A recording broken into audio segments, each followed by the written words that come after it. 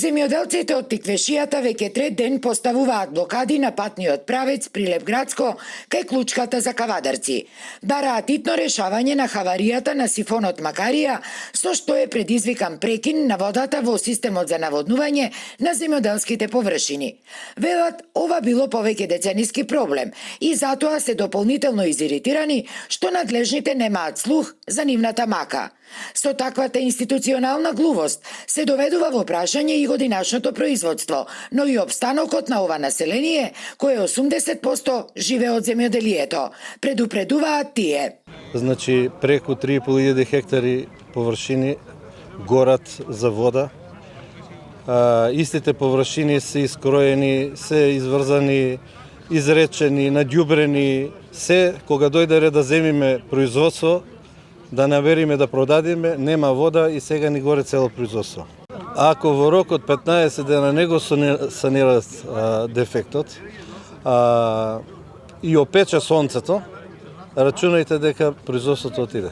Але за недела време, ако не донесат вода, праските ќе се исушат и мора луѓето да ги куткат, лоѓето сега во прецветување ќе бара наводнување, капијата Куртовска капија што цела Југославија јадеше капија од тука, сега ќе нема храна за Македонија.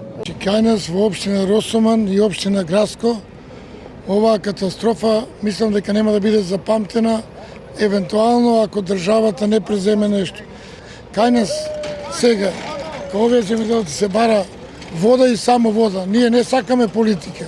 Сакаме што поскоро да ни се санира каналот и да имаме вода, да можеме да ги наводуваме овошките. Ако ние оваа година не ги наводниме овошките, ние ќе имаме последици од следната година.